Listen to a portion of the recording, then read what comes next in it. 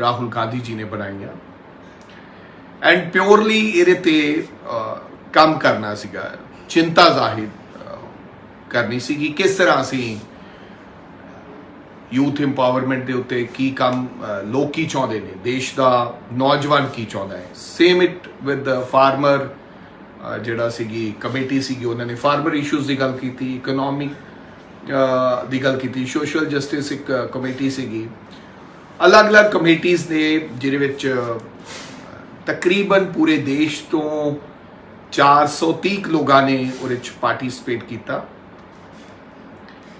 और 80 के लगभग नौजवान देश के चुने हुए member parliament and MLAs, MLCs, youth Congress के लोग, डिस्ट्रिक्ट प्रेजिडेंट्स, महिलावां एंड लोकल बॉडीज चुने हुए लोग, ये सारे लोगों ने पार्टिसिपेट किया, अलग अलग स्टेट्स तो आए हुए सी। 2 दिन कंप्लीट चर्चा तो बाद जो भी गल्लां निकल के आईयां वो असी लोगों ने आदरणीय राष्ट्रीय कांग्रेस की अध्यक्षा श्रीमती सोनिया गांधी जी नूं हो असी रिपोर्ट पेश की। उस तो बाद उस रिपोर्ट पेश करने तो बाद CWC उहदे ते चर्चा हुई तो फिर लास्ट जिवें कि तुसीं सुनिया श्रीमती सोनिया गांधी जी उदयपुर डिक्लेरेशन के रूप में अनाउंसमेंट हुई है और मैं जरूरी समझा कि यूथ इंपावरमेंट ते असी की गल्लां कीतियां उहदे बारे थोड़े नाल चर्चा करा। एक तो बहुत वड्डा फैसला होया कि बिलो द एज ऑफ 50 मतलब कि 50 साल तो थल्ले दे लोगां संगठन दे विच up to top to bottom CWC, CEC, AICC, प्रदेश एंड डिस्ट्रिक्ट हुण नौजवानों को भागीदारी मिलूगी, जिम्मेदारी मिलूगी और असी कोशिश करांगे इनू हुणे ही लागू करन दी पंजाब दे अंदर कि 50 अंडर 50% तो कोशिश करांगे वध, लेकिन 50% तो असी ये नियम बनाया। सेम यही नियम टिकट्स दे विच, चाहे वो पार्लीमेंट की टिकट है, either it's MLA, either it's MLC ते जां राज्य सभा, इहदे विच भी ये फैसला हो गया है कि 50% तो निचले लोगों नूं असी लोग इन्हां टिकट्स ना, क्योंकि पहला टिकट्स मिल जांदियां सी लेकिन राज्य सभा और MLC ये लैणियां औखियां होंदियां सी और CWC इन्हां कमेटियां दे विच नौजवान घट हैगे ने, CEC, AICC। सो ये भी मेरा ख्याल प्रस्ताव जिहड़ा हैगा वो पास कर दिता गया है। ईवन इहदे नाल नाल की है कि आने वाले समय दे विच इहदे ते बहुत चर्चा हुई कि उम्र निर्धारित कर दी जाए कि एज लिमिट होवे, क्योंकि सारे तमाम नौजवानों ने आख्या कि कोई ना कोई एज होनी चाहिए इलैक्टोरल पॉलिटिक्स दे विच। रिटायरमेंट एज की गल की नौजवानों ने, लेकिन उस सब ने, मैं श्रीमती सोनिया गांधी दे ये रखी गल और उन्होंने इस गल नूं मन्निया कि बिल्कुल रिटायरमेंट एज होनी चाहिए, बट एज की होवे इहदे ते निर्णय असी लोगों ने सुझाव दिता 65। ये निर्णय होया कि अंडर 70 जिहड़ा हैगा वो इलैक्टोरल पॉलिटिक्स चों तुसीं उस तो बाद जिहड़े सीनियर लोग ने साडे उन्हां नूं असी as a mentor, as a guide, सानूं आशीर्वाद देण वास्ते एडवाइजर्स इलैक्टोरल जिहदे विच संगठन दे विच हो रहन, ना कि इलैक्टोरल पॉलिटिक्स उहदा हिस्सा ना रहे। ये भी सब दी सहमति लोगों ने जताई।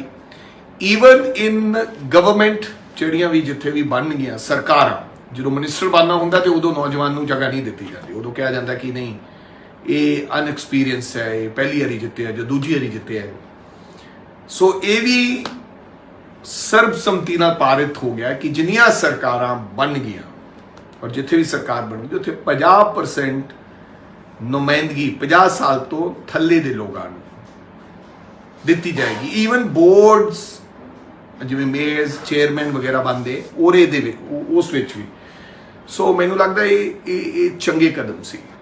ਸੋ ਇੰਪਲੋਇਮੈਂਟ ਇਸ਼ੂਜ਼ ਤੇ ਦੋਵਾਂ ਲੋਕਾਂ ਦਾ ਕਾਫੀ ਵੱਡਾ ਬੇਰੋਜ਼ਗਾਰੀ ਦਾ ਬਹੁਤ ਵੱਡਾ ਮੁੱਦਾ ਹੈ, ਜਿਸ ਦੇ ਉੱਤੇ ਗੱਲ ਕੀਤੀ ਕਿ ਸਾਨੂੰ ਪਹਿਲਾਂ ਤਾਂ ਜਿੱਥੇ ਜਿੱਥੇ ਸਾਡੀਆਂ ਸਰਕਾਰ ਹੈ ਲਾਈਕ ਰਾਜਸਥਾਨ ਐਂਡ ਛੱਤੀਸਗੜ੍ਹ ਇਹਦੇ ਵਿੱਚ ਜਿੰਨੀਆਂ ਵੀ ਖਾਲੀ वेकेंट पोस्ट पईयां उन्होंने असीं भराइए तां जो नौजवानों को नौकरियां मिल सकन। मॉडल ऐसा तैयार करिए ना ये स्टेट्स का जिन्हों लैके असीं देश भर दे विच जा सकीए तां जो कि असीं अनएम्प्लॉयमेंट का जिहड़ा मॉडल असीं दे रहे हैं असीं ये करके दिखाया। क्योंकि हमेशा समय समय दियां सरकारां ने नौजवानों नूं ये कहा कि असीं नौकरी देंगे, 2 करोड़ नौकरियां की गल की, लेकिन किसी ने नौकरी दिती नहीं है। अज देश के नौजवानों के अगे सब तो वड्डी देश के अगे चिंता की गल जिहड़ी हैगी आ वो बेरोजगारी है। सो इनू किवें एड्रैस किया जाए, सो इहदे ते भी चर्चा रही कि पहला साड़ियां सरकारां कुछ ऐसा करके दिखाउण तां जो असीं लोगों दे कोल एक नवा मॉडल लेके जा सकीए। यात्रा की गल हुई है कि पूरे देश के अंदर एक यात्रा के रूप दे विच ਅਸੀਂ ਇੱਕ ਯਾਤਰਾ ਕਰੀਏ ਜਿੱਥੇ ਜਿੱਥੇ ਵੱਖ-ਵੱਖ ਪ੍ਰਦੇਸ਼ਾਂ ਦੇ ਵੱਖ-ਵੱਖ ਲੋਕਾਂ ਦੇ ਜਿਹੜੇ ਮੁੱਦੇ ਹਨ, ਗੱਲਾਂ ਹੈ ਉਹਨਾਂ ਨੂੰ ਕਸ਼ਮੀਰ ਤੋਂ ਕੰਨਿਆ ਕੁਮਾਰੀ ਤੱਕ ਅਸੀਂ 2 ਅਕਤੂਬਰ ਨੂੰ ਗਾਂਧੀ ਜਯੰਤੀ ਜੀ ਤੇ ਅਸੀਂ ਉਹ ਯਾਤਰਾ ਕਰਾਂਗੇ। ਇਹ तमाम ਗੱਲਾਂ ਹੋਈਆਂ। ਨਾਲ ਵੱਖ-ਵੱਖ फील्ड के लोग जिहड़े नौजवान साथी ने, कोई सिंगर ने, कोई स्पोर्ट्समैन ने, इहो जे लोगों भी असीं आपदे नाल कोई होर किस्से आपदे कित्ते च है। जरूरी नहीं कि कल्ले दोज जिहड़े कांग्रेस से जां यूथ कांग्रेस काम करते उन्होंने भी, दूसरे लोगों भी आपदे नाल जोड़न दा उपराला उन्होंने भी असीं तरह किते जिम्मेदारी इलैक्शन किते संगठन दे विच काम इन्हां लोगों को आपदे नाल जोड़न का काम करिए। ये भी चर्चा रही, ये भी प्रस्ताव पास होया कि उन्होंने भी अहम, क्योंकि जिन्हां लोगों ने देश वास्ते, जिन्हां लोगों ने प्रदेश वास्ते कोई वक्रे काम किए है जां आपदे प्रदेश का आपदे देश का नाम रोशन किया है, उन्होंने लोगों भी नाल लईए। सो ये तमाम चर्चावां रहियां, चिंतन जिहड़ा शिविर होया और फिर एक्शन प्लान उन्होंने कहा कि हुण इस तो बाद जल्दी एक इंप्लीमेंटेशन कमेटी बनेगी, एक्शन प्लान बनेगा कि किदों किदों की करना है। सो मैनू लगता है कि जिहड़ी चिंता जाहिर की कांग्रेस पार्टी के तमाम सीनियर लीडर साहबाना ने, लगता सीगा कि इस हुण चिंता शिविर दे विचों कुछ निकलेगा और असी देश के लोगों की लड़ाई, नौजवानों की लड़ाई आने वाले समय कांग्रेस पार्टी लड़ेगी। और संगठन दे विच भी और कई सुझाव आए, बहुत सुझाव आए। 1 फैमिली 1 टिकट, ये भी एक बहुत बड़ा जिहड़ा सुझाव सीगा जिन्हां ने सारिਆਂ ने सर्बसम्मति नाल पारित किया।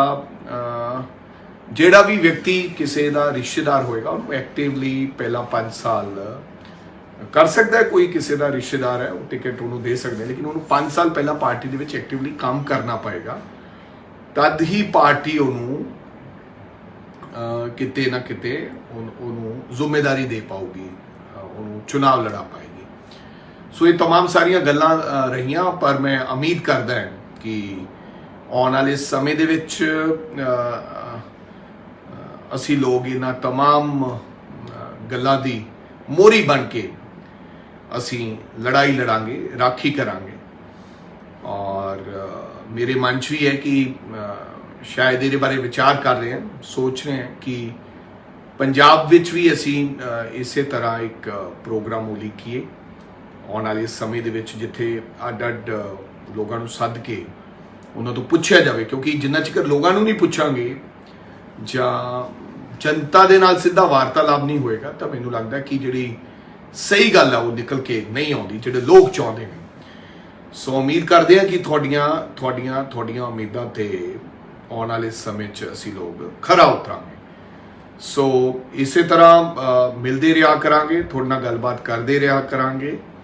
ਔਰ ਅੱਜ ਦਾ ਵਿਸ਼ਾ ਇਹੀ ਸੀਗਾ ਕਿ ਮੈਂ 3-4 ਦਿਨਾਂ ਤੋਂ ਨਹੀਂ ਸੀਗਾ ਔਰ ਲੋਕਾਂ ਦੇ ਮਨ ਵਿੱਚ ਸੀ ਕਿ ਕਾਂਗਰਸ ਪਾਰਟੀ ਦਾ ਪੰਜਾਬ ਦਾ ਪ੍ਰਧਾਨ ਜਿਹੜਾ ਬਣਿਆ ਹੈ ਉਹ ਸਾਨੂੰ, ਸ਼ਾਇਦ ਲੋਕ ਸੋਚ ਰਹੇ ਹੋਣਗੇ, ਸਾਨੂੰ ਦੱਸੇ ਕਿ ਚਿੰਤਨ ਸ਼ਿਵਰ ਦੇ ਵਿੱਚ ਕੀ ਹੋਇਆ। ਸੋ ਬਹੁਤ ਚੰਗਾ ਐਕਸਪੀਰੀਅੰਸ ਸੀਗਾ ਐਂਡ ਬਹੁਤ ਜਿਹੜੀਆਂ ਗੱਲਾਂ ਉੱਥੋਂ ਜਿਹੜੀਆਂ ਸਿੱਖੀਆਂ ਉਹ ਆਉਣ ਵਾਲੇ ਸਮੇਂ ਦੇ ਵਿੱਚ ਅਸੀਂ ਜਾਂ ਪ੍ਰਸਤਾਵ ਪਾਸ ਹੋਏ ਜਿਹੜੀਆਂ, ਸੋ ਉਹਨਾਂ ਨੂੰ ਅਸੀਂ ਪੰਜਾਬ ਵਿੱਚ ਲਾਗੂ ਕਰਾਂਗੇ। ਤੇ ਉਮੀਦ ਕਰਦਾ ਕਿ ਤੁਸੀਂ ਸਾਨੂੰ ਹਮੇਸ਼ਾ ਹੌਸਲਾ, ਆਸ਼ੀਰਵਾਦ ਤੇ ਪਿਆਰ ਜਿਵੇਂ ਹਮੇਸ਼ਾ ਮੈਨੂੰ ਦਿੱਤਾ ਹੈ ਤੁਸੀਂ ਲੋਕਾਂ ਨੇ, ਐਂਡ ਮੇਰੇ ਵਰਗੇ ਬੰਦੇ ਵਾਸਤੇ ਤੀਜੀ ਵਾਰੀ ਤੁਸੀਂ ਮੈਨੂੰ ਲੋਕਾਂ ਨੇ ਜਿਤਾਇਆ ਲਗਾਤਾਰ। ਔਰ ਸਭ ਤੋਂ ਛੋਟੀ ਉਮਰ ਦਾ ਤੁਹਾਡੇ ਭਰਾ ਨੂੰ ਤੁਹਾਡੀ ਕਿਰਪਾ ਦੇ ਨਾਲ ਪੰਜਾਬ ਦਾ ਪ੍ਰਧਾਨ ਬਣਨ ਦਾ ਮੌਕਾ ਮਿਲਿਆ।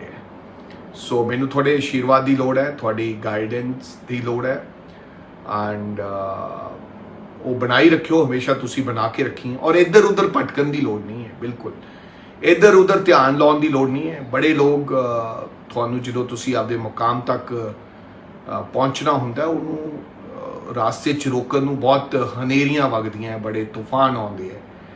ਲੇਕਿਨ ਅਗਰ ਤੁਹਾਡਾ ਨਿਸ਼ਾਨਾ ਠੀਕ ਹੈ ਤੇ ਤੁਸੀਂ ਆਪਦਾ ਨਿਸ਼ਾਨਾ ਦੇਖ ਕੇ ਆਪਦੇ ਨਿਸ਼ਾਨੇ ਵੱਲ ਵਧਦੇ ਰਹੋ ਤੇ ਪਰਮਾਤਮਾ ਤੁਹਾਡੀ ਮਦਦ ਕਰਦਾ। ਸੋ ਉਮੀਦ ਕਰਦਾ ਕਿ ਹਮੇਸ਼ਾ ਦੀ ਤਰ੍ਹਾਂ ਤੁਸੀਂ ਮੈਨੂੰ ਆਪਦਾ ਪਿਆਰ ਦਿੰਦੇ ਰਹੋਗੇ ਔਰ ਮੈਂ ਤੁਹਾਡੇ ਨਾਲ ਆਪਦਾ ਗੱਲਬਾਤ ਦਾ ਜਿਹੜਾ ਕਮਿਊਨੀਕੇਸ਼ਨ ਹੈ, ਆਪਣੀ ਵਾਰਤਾਲਾਪ ਹੈ, ਉਹ ਇਸੇ ਫੇਸਬੁੱਕ ਤੇ ਰਾਹੀਂ ਆਪਾਂ ਕਰਦੇ ਰਿਹਾ ਕਰਾਂਗੇ। ਤੁਹਾਡਾ ਬਹੁਤ ਬਹੁਤ ਧੰਨਵਾਦ, ਮਿਹਰਬਾਨੀ, ਥੈਂਕ ਯੂ, ਸਤਿ ਸ਼੍ਰੀ ਅਕਾਲ।